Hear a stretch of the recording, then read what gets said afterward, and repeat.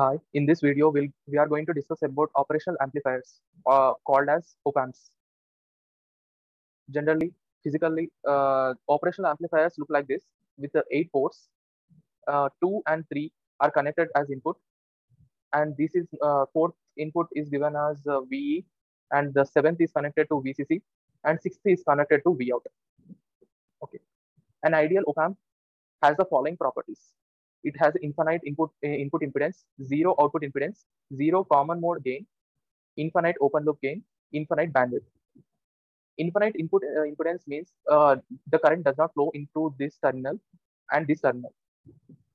And uh, zero output resistance means here an ideal voltage source is connected to the output. It contains zero resistance.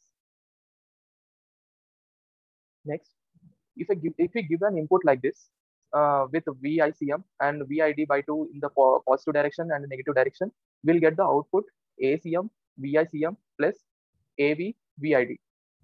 Basically, ACM is called as common mode gain, and AV is known as open loop gain.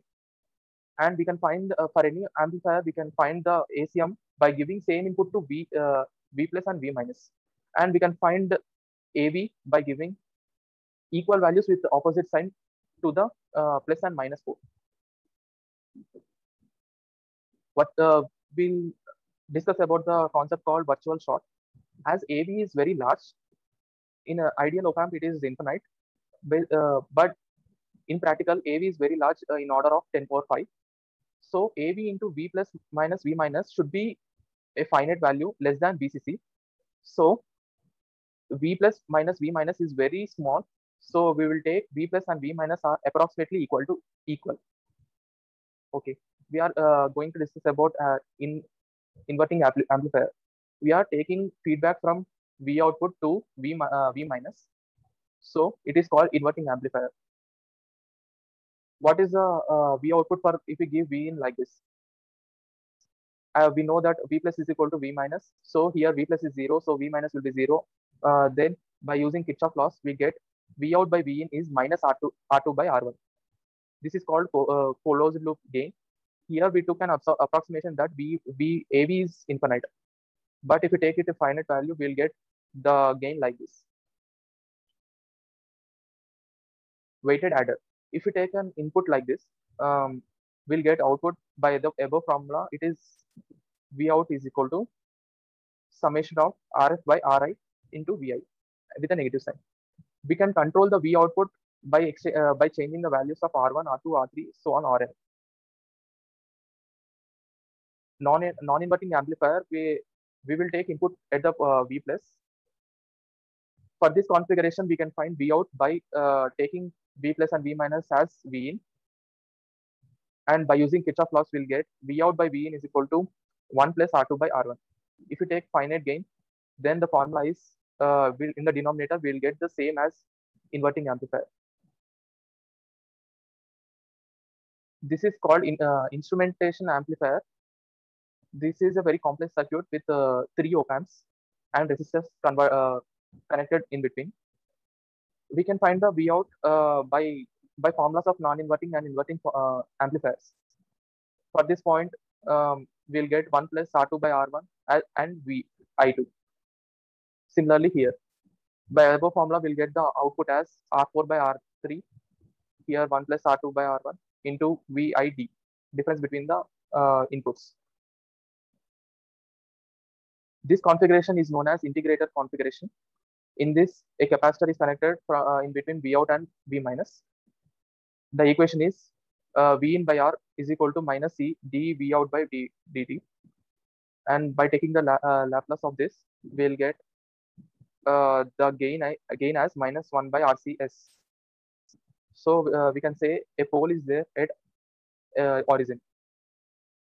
If you take a graph between frequency and the gain, that is frequency is taken as log f, and here gain is taken as 20 log AV. Then we in ideal case we'll get a straight line. In practical, we'll get a line, a horizontal line, and a next for large values of f, we'll get as line, straight line. This configuration is known as differentiator. Here the gain is minus RCS, and similarly we'll get a pole at 1 plus AV by RC. So at pole, the graph will become horizontal. The above discussed cases are for ideal op-amps. For non-ideal op-amps, there are few non-idealities. The first one is DC offset. When we see inside an op-amp, we can find many MOSFETs, but the MOSFETs, these two MOSFETs are not similar. So we'll get a irregularity between the V plus and V minus. So to compensate that, we'll take an voltage source here. Then we can convert an non-ideal op-amp into an ideal op-amp. We will consider a voltage source in the V plus, and we will use the same formulas as above to find the V out. Example, for this configuration, this is non-ideal. To compensate this, we will take an voltage source here, and we will consider this op-amp as ideal. Second non-ideality is input bias current or offset current. Generally, input resistance is very high. No current flows through this ports, but in practical, some current flows through this ports. So to compensate that, we will take a voltage source here. So all the current flows through this, and no current flows through this. So this op-amp is ideal now. And finite bandwidth is basically AV is not constant. AV is A0 by 1 plus S by P1. So due to this, there is an irregularity, and the terms when AV is 1, we will get A0 F P1 by F UGF. So then we use this equation to calculate this. Skew rate. Skew rate is known as maximum rate of change of op-amp output. That is dV out by dt max. For example, if you take this configuration, generally V minus and V plus are same. So V minus will be V in, and these two are shorted. So V out is also V in. But when it is equal to 0, if we attach this, set up this configuration, if the t is equal to 0, V out should be V in ideal case. But in practical, it is not like that. V out will change at a skew rate, at a maximum of skew rate. So graph of V out will be like this. It increases with the slope of skew rate. We'll get us distorted in sine waves due to skew rate. Thank you.